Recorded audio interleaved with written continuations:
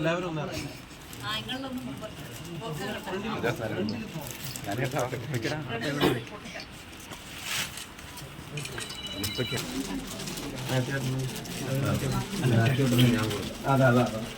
Thank you. പ്രത്യേകം എല്ലാവരും കൂടി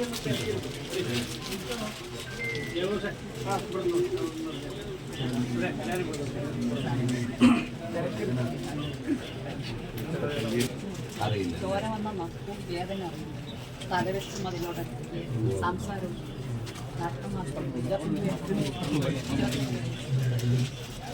ഒരു മോള് തന്നെ വേറെ മക്കൾ കാലെന്ത് വയ്യാന്ന് പറഞ്ഞു.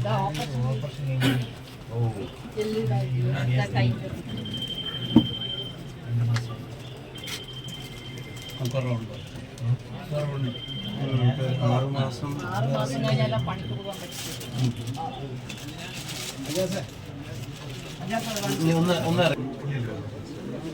നിങ്ങളൊന്ന് ഇപ്പുറത്തേക്ക് വരും.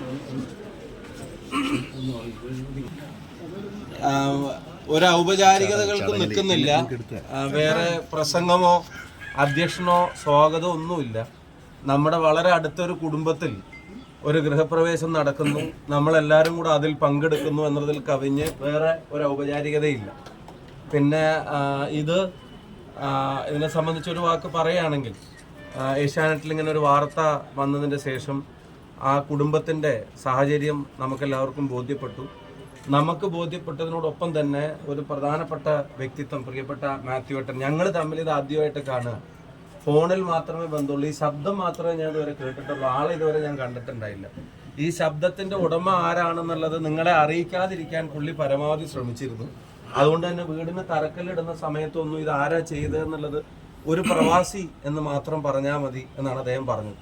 പക്ഷെ താക്കോല് കൊടുക്കുന്ന ഒരു ഘട്ടം വന്നപ്പോൾ ചേട്ടൻ വന്നാലേ താക്കോല് കൊടുക്കുകയുള്ളൂ എന്നുള്ള നിർബന്ധ ബുദ്ധി നമ്മൾ പിടിച്ചു. വേറെ ഒന്നുമല്ല, നമുക്കും ഒന്ന് കാണണം, പിന്നെ നമുക്ക് വേണ്ടി ഈ കാര്യം ചെയ്തതിൻ്റെ സന്തോഷം അദ്ദേഹമായിട്ട് നേരിട്ട് പങ്കുവെക്കണം കൂടെ ആഗ്രഹിച്ച് അദ്ദേഹം മോനും പിന്നെ കൂടെ വന്നത്. ഞാൻ മാത്യു ഏട്ടൻ്റെ ആ നല്ല മനസ്സിന്, പ്രവാസികൾ എപ്പോഴും നമ്മുടെ നാടിന് താങ്ങും തണലുമാണ്. അവരുടെ പ്രയാസങ്ങൾക്ക് നടുവിലും നമ്മളെ ചേർത്ത് പിടിക്കുന്നവരാണ്. അവരുടെ നല്ല മനസ്സിന് നമ്മുടെ നാടിൻ്റെയും ഈ കുടുംബത്തിൻ്റെയും പ്രാർത്ഥനകൾ ഞാൻ ആദ്യമായിട്ട് അറിയിക്കാൻ ആഗ്രഹിക്കുകയാണ്. അദ്ദേഹം തീർച്ചയായിട്ടും ഇവിടെ സാന്നിധ്യമായത് വലിയ സന്തോഷമാണ്. അതുപോലെ തന്നെ പ്രധാനപ്പെട്ട ഒരു സാന്നിധ്യം, പിന്നെ നമുക്കെല്ലാവർക്കും സന്തോഷമുള്ള, നമുക്കെല്ലാവർക്കും അഭിമാനമുള്ള, നമ്മളെ ചിരിപ്പിച്ചു തുടങ്ങി പിന്നെ ചിന്തിപ്പിച്ചും ഭയപ്പെടുത്തിയും അല്ലാതൊക്കെയായി ഇന്ന് ഏറ്റവും നമ്മുടെ എല്ലാവരുടെയും അഭ്രപാളികളിൽ ഒരു പാളിച്ച പോലും ഇല്ലാതെ മലയാളി ആസ്വദിക്കുന്ന ദൃശ്യവിസ്മയം നമുക്ക് ഒരുക്കി തരുന്ന നമ്മുടെ എല്ലാവരുടെയും അഭിമാനമായ പ്രിയപ്പെട്ട സുരാജേട്ടൻ, അദ്ദേഹത്തിൻ്റെ ഒരു ഷൂട്ട് ഇവിടെ നടക്കുകയാണ്. അപ്പം ലൊക്കേഷനിൽ നിന്ന് ഇന്നത്തെ ദിവസം ഷൂട്ട് തുടങ്ങുന്ന ദിവസം പരമാവധി രാവിലെയൊക്കെ മാറാതിരിക്കുക എന്നുള്ളതാണ് സാധാരണ എല്ലാവരും നടത്തുന്നത്. പക്ഷേ ഈ കാര്യം അറിഞ്ഞപ്പോൾ, ഇതിങ്ങനെ ഒരു കാര്യമാണെന്ന് അറിഞ്ഞപ്പോൾ എനിക്ക് എന്തായാലും അവിടെ ഒന്ന് വരണം, അവരെ ഒന്ന് കാണണം. എന്നിട്ട് ഞാൻ ഈ കുടുംബത്തിൻ്റെ കാര്യങ്ങൾ പറഞ്ഞു കൊടുക്കാൻ ശ്രമിക്കുമ്പോൾ അതെല്ലാം അതിൻ്റെ ഫുൾ ഡീറ്റെയിൽ അങ്ങോട്ട് പറയേണ്ടി വരുന്നില്ല. അതിൻ്റെ ഫുൾ ഡീറ്റെയിൽ അറിഞ്ഞ് തന്നെയാണ് ഇവിടെ അദ്ദേഹം പങ്കെടുക്കുന്നത്. ഇന്നത്തെ നമ്മുടെ സന്തോഷങ്ങളിൽ ഏറ്റവും വലുതൊന്ന് ഈ കുടുംബത്തിന് വീട് എന്നുള്ളതിൽ അതാണ്. അത് കഴിഞ്ഞാൽ പിന്നെ നമ്മുടെ ഏറ്റവും വലിയ സന്തോഷങ്ങളിലൊന്ന് പ്രിയപ്പെട്ട സുരാജ് വെഞ്ഞാറമൂടിൻ്റെ, സുരാജേട്ടൻ്റെ സാന്നിധ്യം പിന്നെ നമ്മുടെ കൂടെ ഉണ്ട് എന്നുള്ളതാണ്. നിങ്ങളുടെ എല്ലാവരുടെയും പേരിൽ, കുടുംബത്തിൻ്റെ പേരിൽ ഈ ഗൃഹപ്രവേശത്തിലേക്ക് അദ്ദേഹത്തെ ഞാൻ ആർദ്രമായി സ്വാഗതം ചെയ്യുകയാണ്. പിന്നെ സായുജൻ ഒരു പോലീസുകാരനാണ്. പോലീസുകാരന് പറഞ്ഞ പണി മാത്രം എടുത്താൽ മതി, അതിനപ്പുറം എടുക്കുന്ന പണിക്ക് ശമ്പളമൊന്നുമില്ല.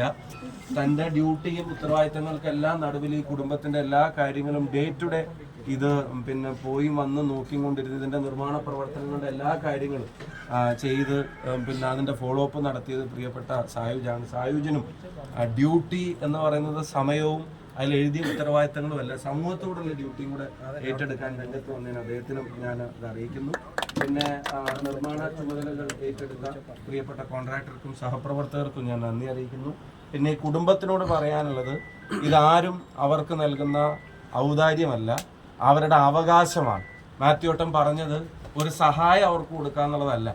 മാത്യുവേട്ടൻ പറഞ്ഞ് നമ്മുടെ ഉത്തരവാദിത്തം നമുക്ക് നിറവേറ്റുക എന്നുള്ളതാണ്. ആ അവകാശമാണ് അവരെ ഏൽപ്പിക്കുന്നത്. ഒരുപാട് നമുക്കൊന്നും